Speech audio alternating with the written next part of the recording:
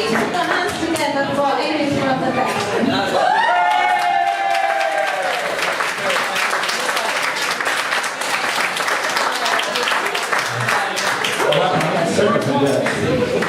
Good afternoon, ladies and gentlemen.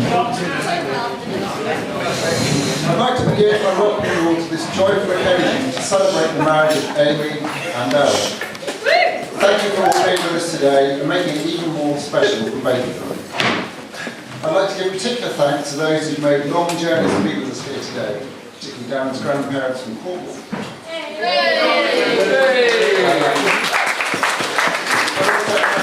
From Germany and Hong Kong.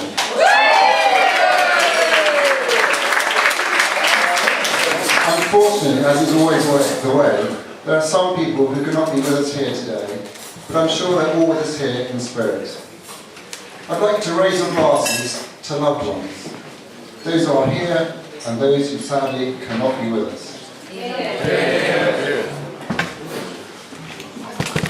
Although Roger, Amy's dad, is no longer with us, she's lucky, or perhaps not, to have three older brothers who've taken on the various roles of the father of the bride today.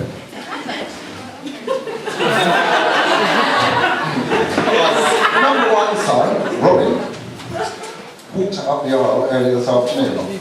I'm speaking today as Roger Benjamin Dowsett, number two son. William, number three son, has been doing a magnificent job of winding up Darren. But more importantly, providing us with two beautiful flower girls to accompany their stunningly beautiful Amy up the aisle this afternoon.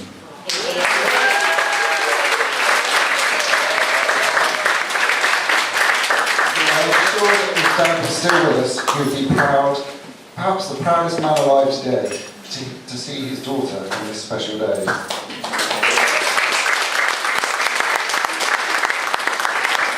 I would like to remember briefly our dad's relationship with Amy. It was after Cups one night in 1984 that William and I were taken to Wimpy in Purley, no less, by our dad for a meal, where he announced the fact that we were about to be getting a new brother or perhaps sister. And what did we think about the situation? To help explain the concept, he likened it to our Auntie Sue, who had recently given birth to Amy's cousin, Guy. My first thought was that we were adopting someone. I was young. In reality, I think we were more excited by the fact that we were at Wimpy than by his age. The pregnancy was not difficult. As a man, I can easily say this. Indeed, my parents had just become scout leaders at the first Purley, and that summer they had led a scout camp camping with 30 boys in a field for 2 weeks in Sussex. Amy was born in December that year. My mum often recounted how my dad had tears in his eyes when Amy was born. He rather hoped it was going to be Harry Sam rather than Amy Juliet. Though this sentiment was very short-lived, as he was a very proud father and always took care of Amy. Here are just a few examples. I suspect Amy was too young to remember the first one, as she was only 18 months old at the time. Dad was dragging her up a muddy riverbank after the holiday boat that we were on sank one night in France. She probably does remember the next one. She was having a bath one night with William.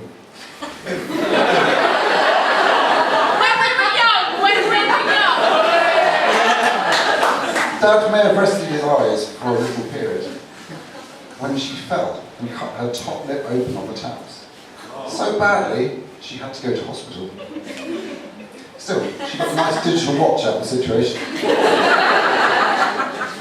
At this point, I could make a request that Darren keeps an eye on Amy as she has a bath. I'm sure that Dad would be most welcoming of Darren, perhaps asking where he left his hair. or whether he was going to finish growing.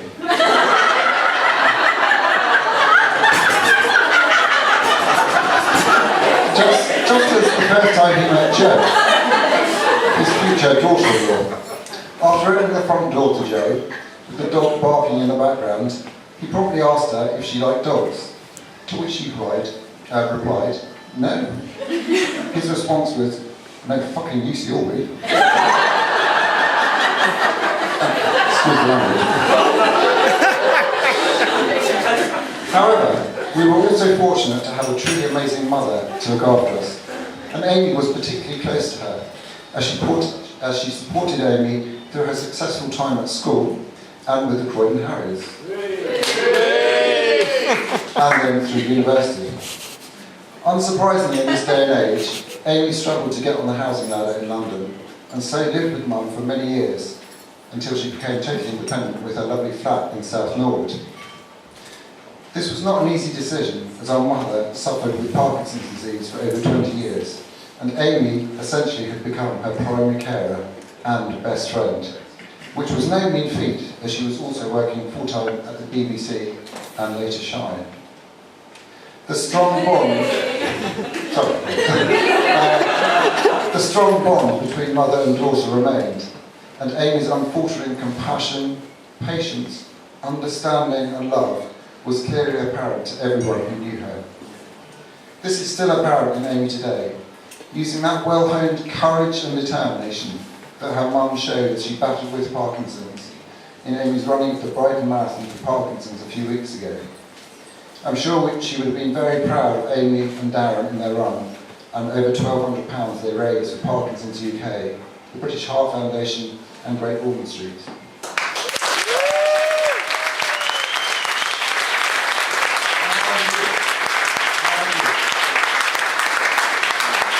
I would have probably put something like, you weren't that quick, Amy.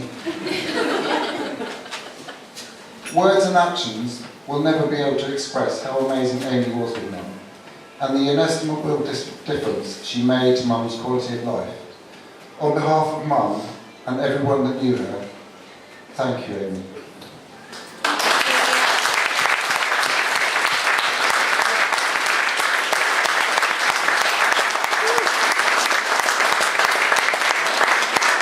Understandably, my mum's passing left a big hole in all of our lives, but especially for Amy. I tried to take over from my mum, having spent a good few nights in hospitals around the south of England over the last few years, as my epilepsy went riot. And Amy was always on hand within a few hours, being at my bedside to check that I was okay. Caring is something that comes naturally to Amy. Fortunately though, in 2015, Amy and Darren met each other aptly on the 14th of February, which was proved to be the start of something very special. Perhaps brilliantly, Darren and Amy didn't introduce their families immediately, and it wasn't until May 2015 that Mum, I, Robin and Lisa met Darren when Amy invited us over to her flat for a barbecue. Great preparations have been made, including a pavlova by Amy. I duly arrived, having had a cycle crash on the way, but I duly arrived to find chaos, with a broken barbecue borrowed from a neighbour, and it soon became apparent that there was also no charcoal. After Darren returned from the garage with some charcoal and tried to light the barbecue, my mum turned to me and said, "Great barbecue this is." And there wasn't even a barbecue.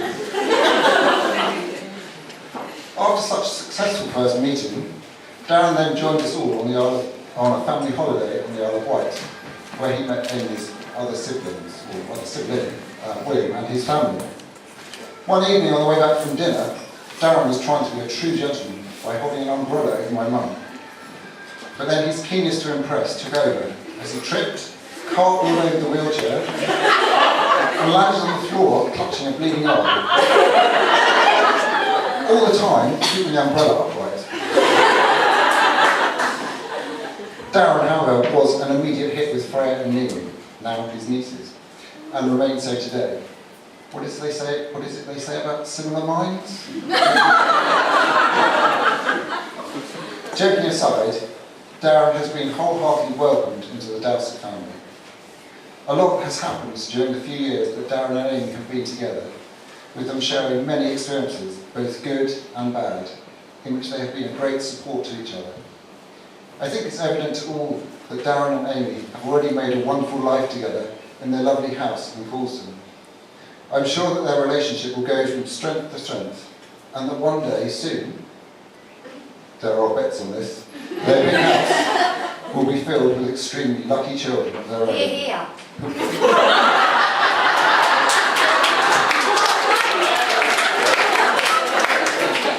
I told the earliest I've heard is within 4 months.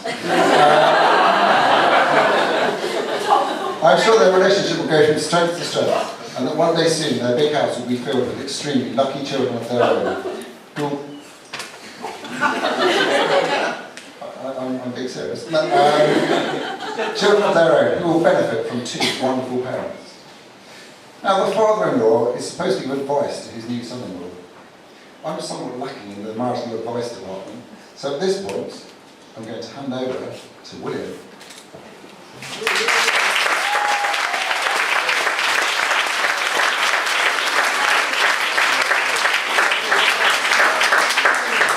Thank you, Ben. I don't think I've ever heard you speak so poshly. Congratulations. A lot of people are looking rather confused at this one. Having been married for nearly 15 years, I obviously have a bit of experience to share.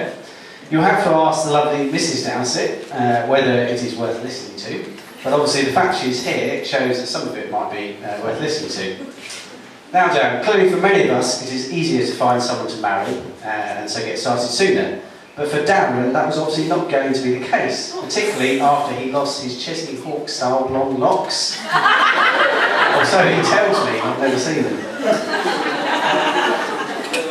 Now, when Ben and I looked online at what should be included in a father of the bride speech, the basic outline includes an introduction, so, welcome, thank you for coming, Ben did that.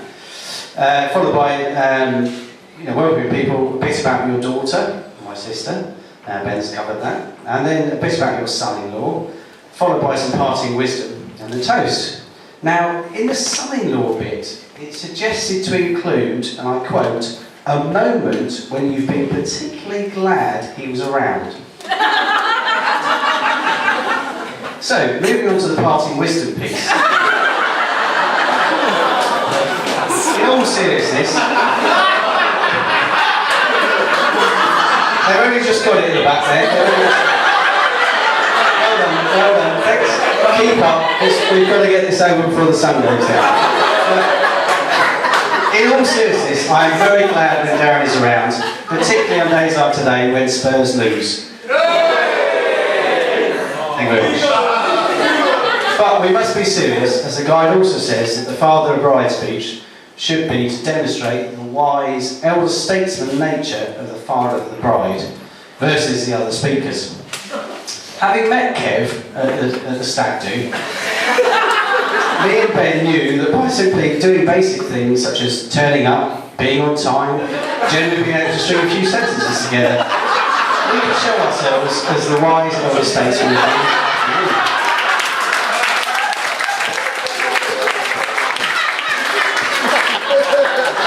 Don't get very embarrassed about it.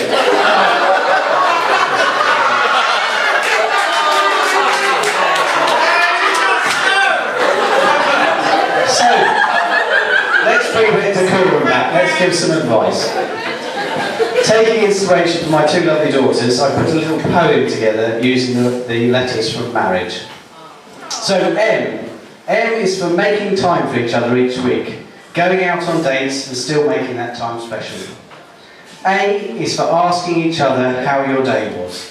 Although, as I understand from Amy, Darren talks so much, she might have to do this every day.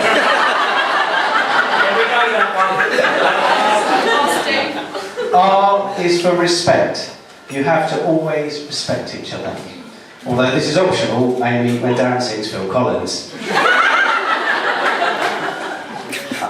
R is also for realising that you cannot call your son Harry, Delhi, Aussie, Ledley, Spurs, Stone, and living with it. It's a good name though. I is for I love you. Telling each other that often. I believe it may have taken Amy a bit longer to say that to Darren, but she seems to be in the swing of it now.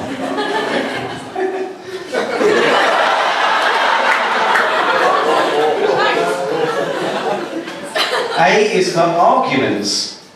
You're going to have them, so make sure you're ready to say sorry and make up. Keep it clean. G is for games. This is not the making up. This is for Amy. You'll just have to accept that Darren will want to watch and waste his time watching Spurs.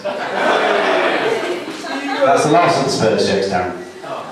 E is for accepting that there will be ups and downs, but remembering why you got together in the first place. At mine and Joe's wedding, we had a big picture for everyone to sign with their comments. I was particularly surprised to see that there was one on this wedding, having been on your sack weekend, Darren, and judging for the comments that may come. However, on our picture, Dad wrote a simple comment, which I will share with you both now, from him and also from me and Joe, which is, I hope you are both as happy as Mum and Dad were, and me and Joe are. We all know too well that life is short, and so make sure you make the most of every day and don't spend time worrying or arguing about the small things. Life really is too short.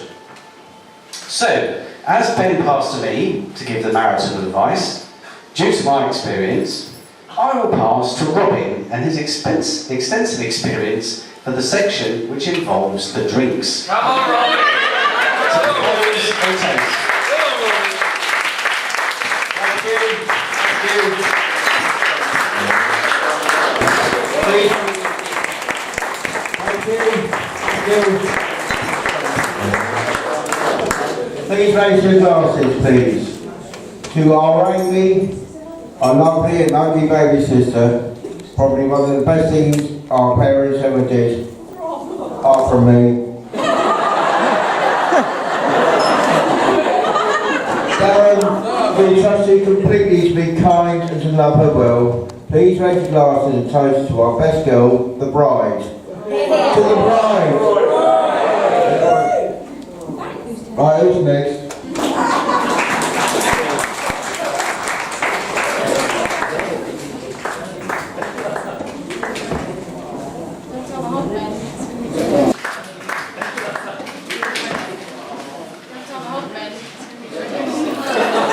I can't do karaoke.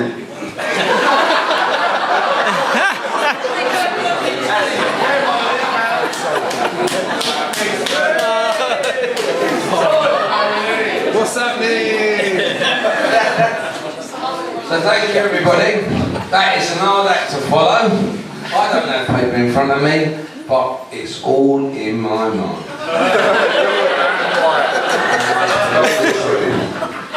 Amy, she's worried what that I'm going to say. Don't be worried, darling. If it weren't for Darren, you wouldn't be here. So, basically, what I'm going to say to you guys is how much Sheena and myself are so proud of our son Darren. And in the past, I have been here, and the reason I'm going to tell you all this, I don't praise people very easily. I've got my own business, and it's like everyone has got business, there's other things going on in life, and I do realise now that son of mine, Stoney. I love him. Sheila loves him. He's not only a son to me, he's actually a mate. And I know right about it. Dad, Sam's got a poker night. We'll be playing pool next Thursday. That is a true mate as well as a son, and I love him for it. It keeps me young, and most of these guys in here, they're looking at me, I wouldn't know if it weren't for Darren. And I thank him for that. You're a true son and a proper mate. And your mother and I love you, and so everything I say now is on behalf of you and your mother, Sheila. You understand? And I'm going to come to the achievements you've done in life that makes me and your mother so proud. You've travelled. You've got a brilliant, you've done well for yourself. You're an electrician. You're not stupid. You're owning properties. It's everything you've achieved makes me and your mother so proud. Getting on to achievement, you know your best achievement for us? She's sitting to your right hand side.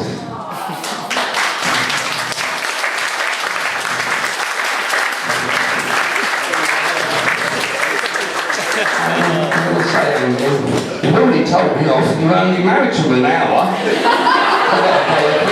But me and Sheila love you and accept you. And I think in a minute, I heard the Queen was coming to give you a Victoria Medal. Yeah. We need it to be with Darren, I'll tell you that. Trust me. Anyway, getting on with it, I'm sure you'll definitely, it won't be that long I suppose, when all of a sudden I'm going to feel old. Because you're going to have little pitter-patters around and it's going to be Nanny, she, Granddad Steve. Oh, that's going to make me feel real old. But, who said that? Who said that? Security, get rid of it.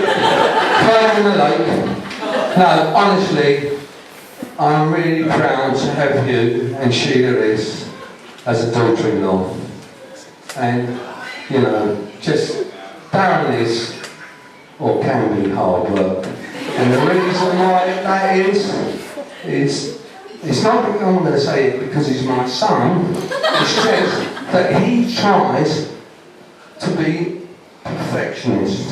And it pisses him off when he loses at the poll, he blames other people,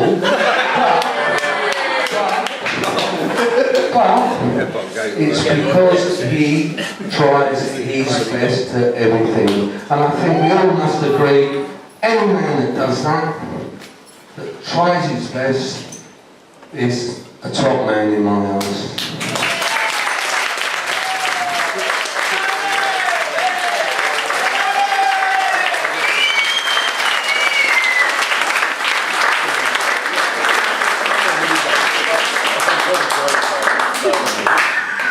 You were worried I was going to fuck up, weren't you? You were worried. It went like this. Dad's already made a speech. What are you going to say then? I'll have to ask Damien. Can I ask Damien then? I don't know if we can fit you in. You know, we've got Robin and Will and that, they're going to make a speech. I've got to make a speech. Then Kev's got to make a speech. I don't know if I can fit you in, mate. I said, well, have you done a speech? Have you got it in paper? No, mate, it's all in my head. See what I'm saying? He said, well, I talked to Amy about that. So, he rings me back. He says, here, we've got a little slot for you. I said, it won't be long, mate. I won't give it large. I'll just like, that's it. And that's my speech. And I love it.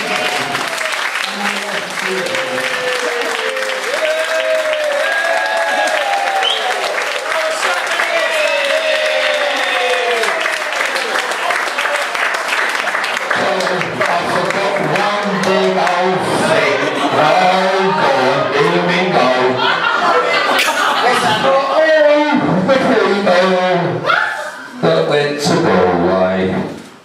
You know what I'm going to say? What's happening?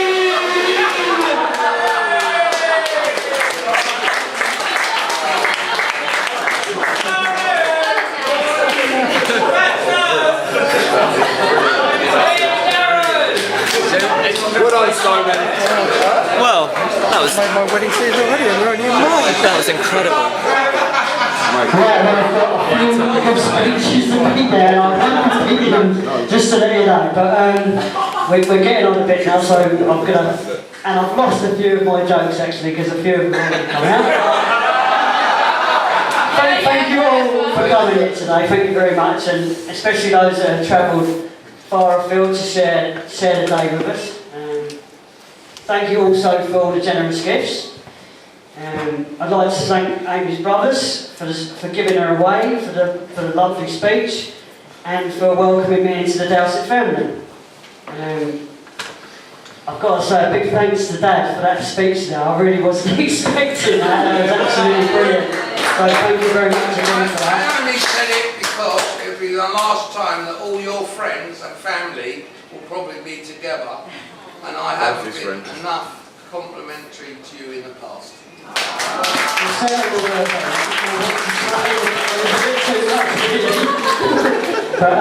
What's happening? Amy and I are lucky to have so many good friends and such a supportive family, and I can also now say I've gained 3 brothers, which I'm really proud of. They're brilliant, welcoming, and I couldn't say thank you enough to them the way I've been welcomed into the family.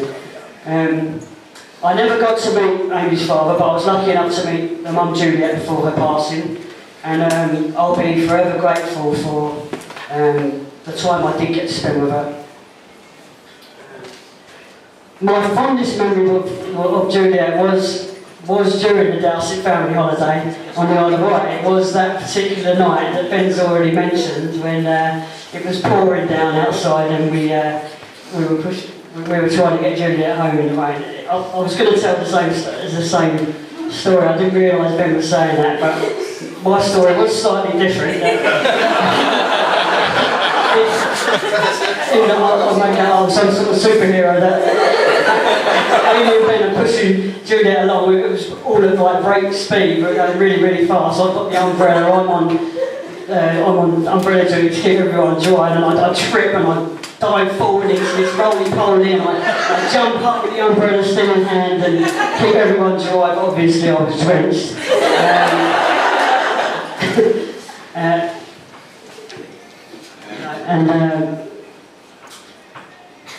I could see that on everyone's faces they just wanted to burst into laughter at me, but they didn't, because they wanted to save my embarrassment, which it meant so much to me. Afterwards, everyone had to just like, "Are you all right? You're all right. Go and get changed," sort of thing. But it was really, needless to say, I made quite an impression. I'd only met Juliet a few times when that happened. I'd next like to say a big thank you to my mum and dad. I want to just thank you for always being there for me, for the love and support you've given me. I'm so grateful for the upbringing you provided, and you've raised me into the man I am today. So thank you very much, mum and dad.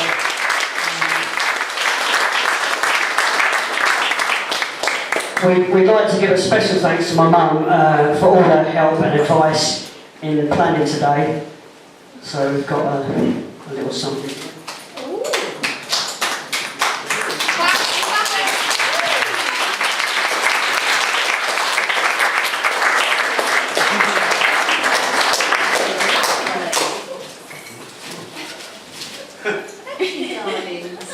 Can't say Steve now, it's something.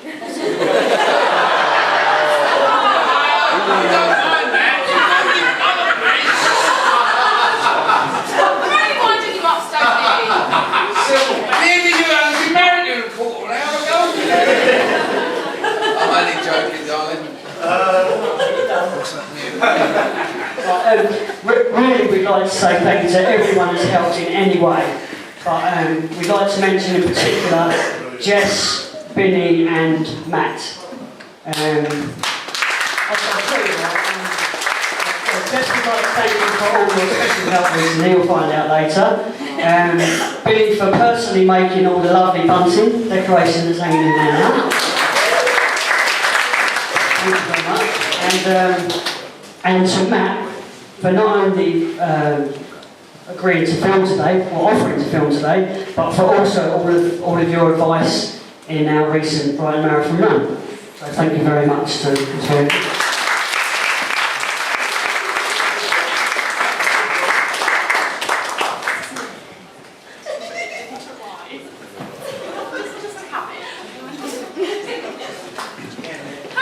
I forgot to put the camera. Maybe sing a little song now.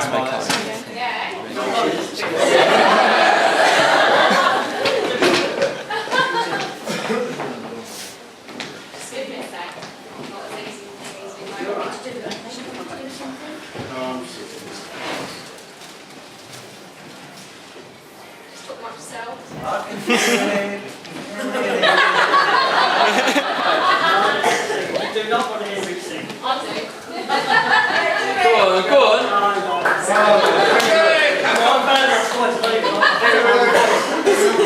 Really? No one likes to be cool, what's it? I get it, fuck off!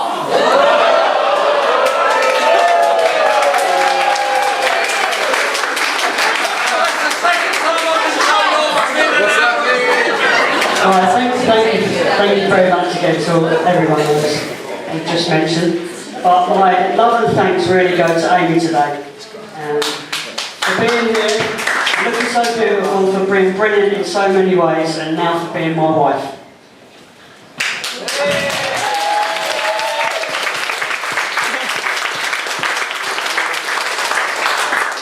Amy is the most thoughtful, caring, selfless and intelligent person I know.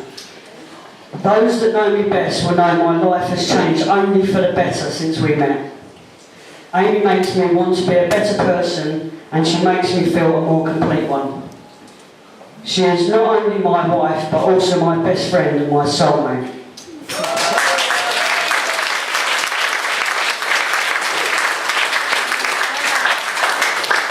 I can honestly say I feel the luckiest man in the world today. I'm grateful to you for having me, and I'm honoured to be your husband.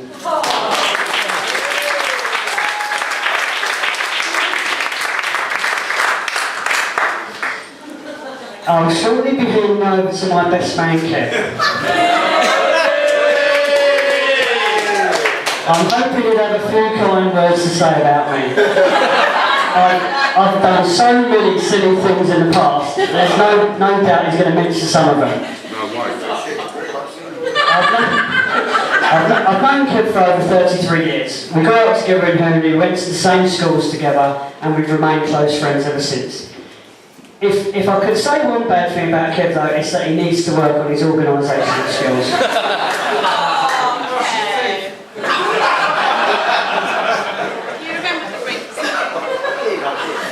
Kev has always been there for me. He has been reliable, loyal and someone I trust completely. A true friend is someone that will tell you whether you're wrong or right, whether you like it or not. Kev is that man. And he's got a heart of gold. Thank you for your friendship over the years. Thank you for getting me through the stake do, for getting me here today, and for not losing the rings.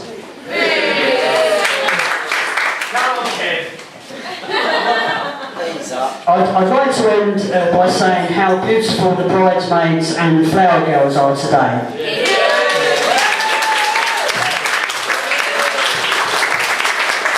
And I'd like to thank them for all the support that they've given to Amy in the build-up to the wedding. I'd like to raise a toast to the bridesmaids and flower girls. Bridesmaids and flower girls. To the I want to say okay.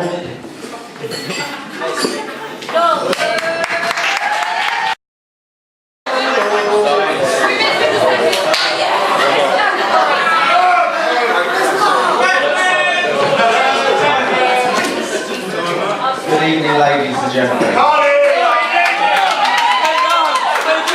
Good evening, ladies and gentlemen. Thank you all for coming and sharing this special day, the wedding of Amy and Darren. It's an amazing venue. And it's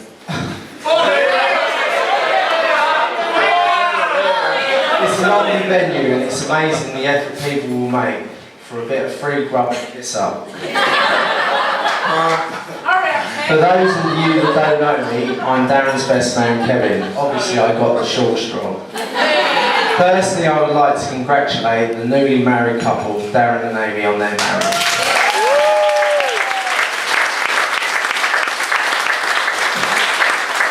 I think you will all agree, Amy is looking stunning in her gorgeous dress today. It's such a shame that Amy's parents couldn't be with us today, but I can imagine how proud they would be of her and how amazing she looks.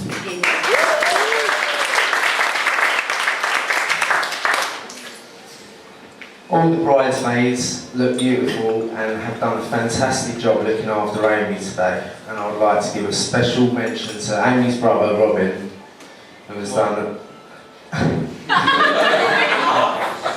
who must be bursting with pride at being able to give Amy away today. Well done, Robin. I will keep it short and sweet because most of you know that I struggle to write a sentence, let alone a speech. I've known Darren for over 30 years. He is one of the most nicest and honest blokes you could ever meet. We grew up together living on the same street in Hooley, but thankfully at opposite ends. I would like to say a massive well done to Sheila and Steve on what a magical job they have done bringing up their son, even if his old man does say that he had a really bad night at the office when Darren was conceived.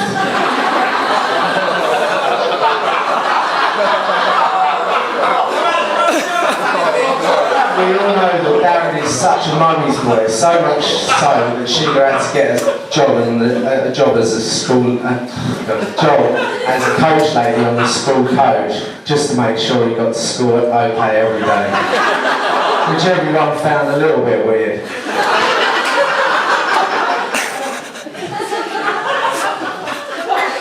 When we were younger, I always remember my mum having to ring his mum to see if he was okay to watch Silence of the Lambs, because he didn't want to get told off by his mum, which I thought was a little bit strange, considering he was nearly 17.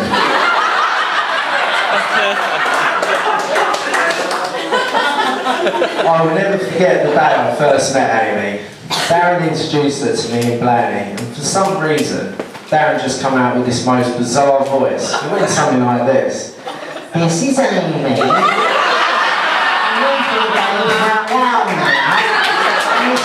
Really, really well.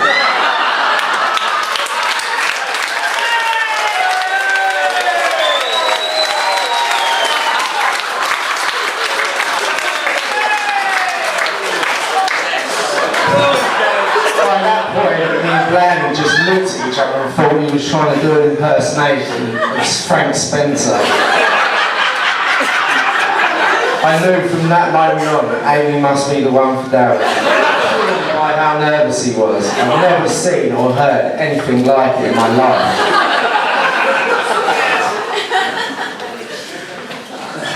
I'm sure most of you know that Darren is a little bit of a hypochondriac. To be honest, I'm quite surprised that Darren asked me to be his best man today and not his GP.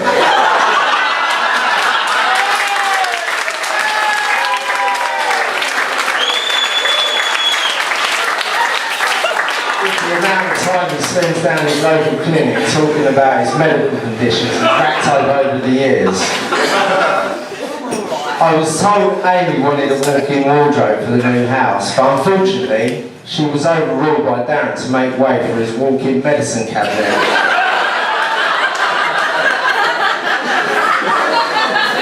He will need it with the amount of prescription drugs he goes through for his alleged viruses and illnesses he thinks he's got.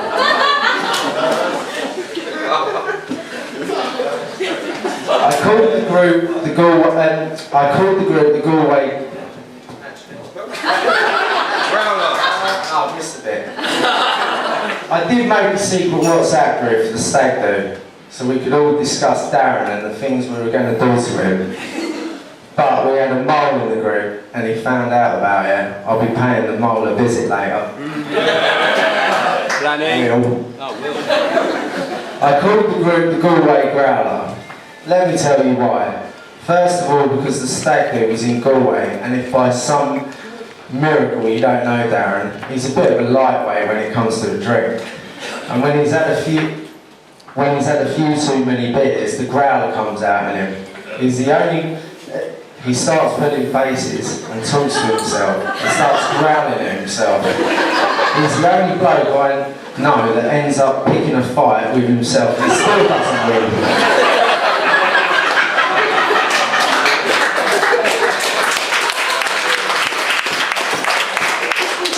And when he tries to walk, he seems to do a reenactment of the dance moves from the musical Thriller.